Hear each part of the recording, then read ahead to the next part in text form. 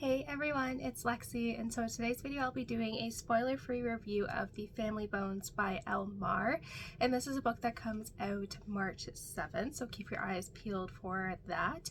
But I was super excited when the publisher sent me an advance copy of this. It just sounded super interesting, and I think if you like Criminal Minds, I think you would like this. So it follows a girl named Olivia who comes from a long line of psychopaths in her family, and so she is a psychology student and she's working on her dissertation, and she's kind of focusing on if psychopathy kind of runs in families. And so one of the last things she needs is a interview, like first-hand account. So she wants to interview some members of her family, whether like their experiences with like kind of growing up with psychopathy in the family or their experience kind of getting there.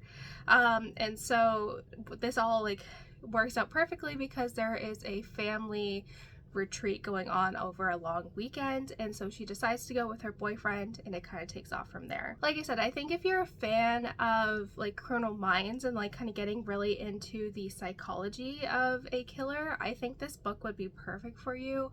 One of the main things that is kind of going on is nature versus nurture. Like, are people kind of like with their family environment kind of led to psychopathy, or is it just how their brain chemistry is when they're born? And I think that is really interesting theme to explore, especially when you're kind of looking at familial like families across generations. I think that makes it super interesting. And I did really enjoy that. I will say one of my things is that there's so many characters. Like in the beginning of the book, they give you a family tree, and it is hard to really keep track of who is who. But if you're good at remembering like characters, I would recommend even just writing a few things down for each character, because it was very confusing. There's literally probably at least a dozen characters, so it's a little bit hard. That was my one like complaint.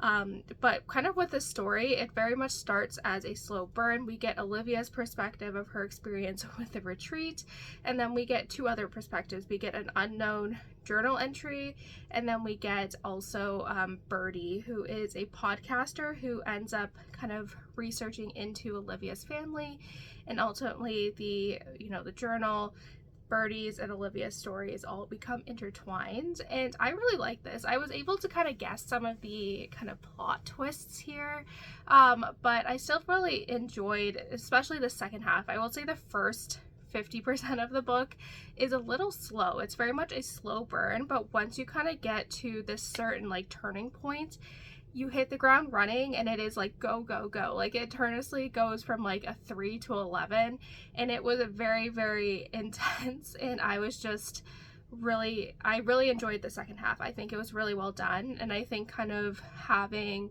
unreliable narrators intermixed with this kind of really adds a really fun perspective, and it kind of turns Hunger Game-esque too, with just the vibe at the end, which was a little bit unexpected, but I really enjoyed it. I thought it was really well done.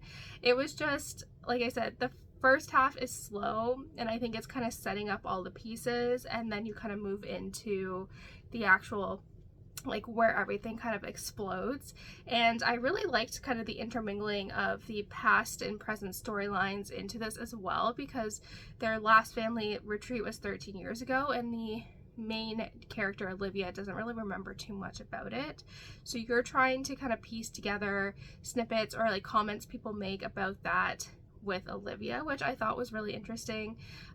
But yeah, like I gave this a 3 out of 5 stars. I will say the beginning part is really slow, and I was really convinced to DNF, but I was like, you know what, I'm gonna push through. And the second half of the book was so intense. Like I found parts of my parts where my heart was racing, because I was just so like interested in what was going on with this story. So yeah, I think like a lot of you will like this. If you are okay with a slow burn, just know that it doesn't really pick up until the 50% mark, but I feel like that last 50% was really well done, and I really liked it. So like I said, I gave it a 3 out of 5 stars.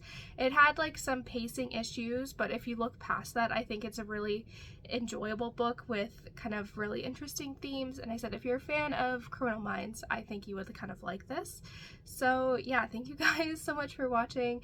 Let me know if you read this book and what you thought about it and all that fun stuff. So yeah, thank you guys so much for watching. Don't forget to give this video a thumbs up, and I'll see you guys next time. Bye guys.